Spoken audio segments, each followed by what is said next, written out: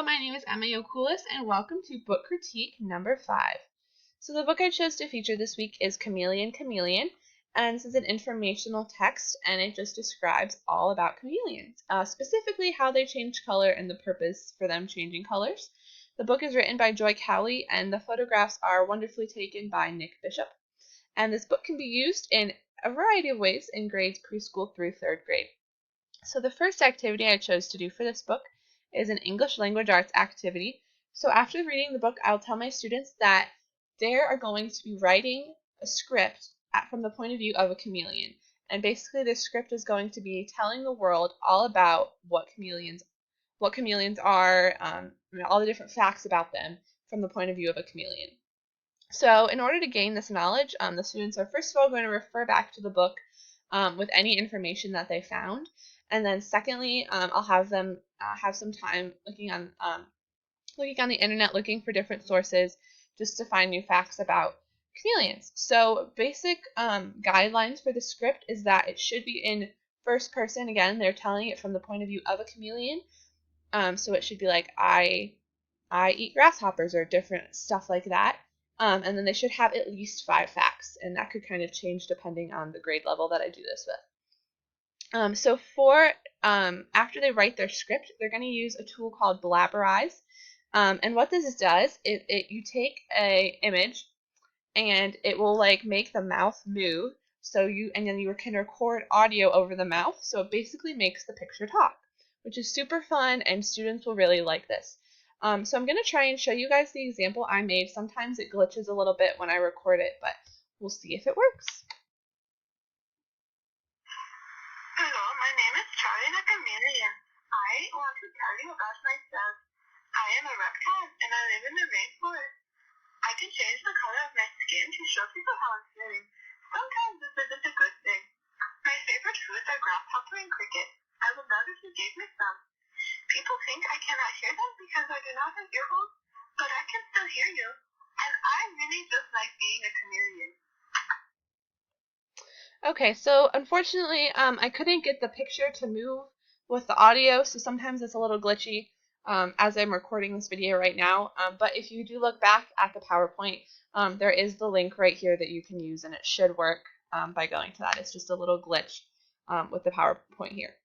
So the next activity I chose for Chameleon Chameleon is kind of like a health, kind of science activity, but I would say mostly health.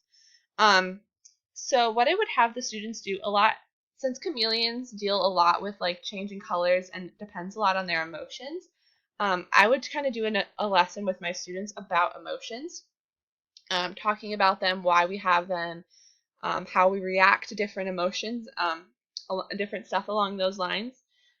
So then as an extension activity after we have this lesson and discussion, I would have my students create an emotion journal. But it wouldn't be like a journal, but it would be what I would call it. I would have my students do this on Google Slides. So I would give each student a positive and a negative emotion.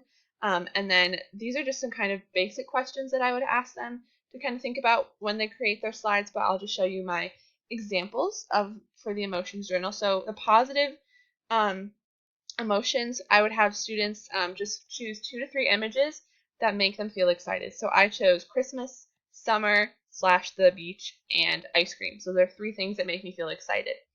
And then along with the excitement slide, they would write a sentence about how they show their excitement, and then they would include an image of them feeling excited or whatever positive emotion they have. Now this is a little different for the negative emotion.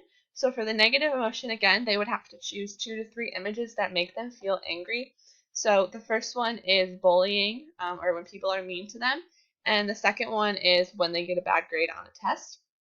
And then the only thing, this is where it gets different, they would write about how they show this emotion, and then they would also write how to kind of correct this negative emotion and kind of bring it back to a positive emotion. So this is, I can control my anger by giving myself a 10-second breathing break to calm down.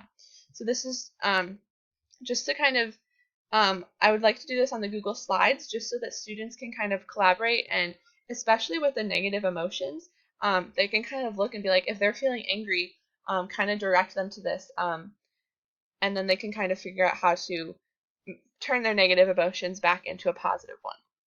So the other 4 books I read this week were Where the Moon Meets the Stars. This is a really cool fantasy book about a girl whose her father tells her all these old stories, especially one about an old man on the moon, and then she kind of sets off on this journey to find the old man on the moon. It's a really cute book.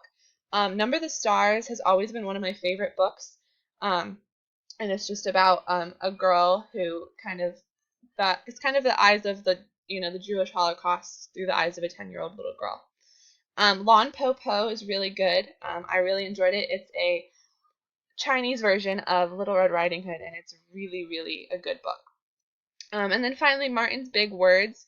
That's a really great book too. It's just like a beautiful picture book biography about Martin Luther King Jr. So those were all the books I read this week. Thank you so much for watching.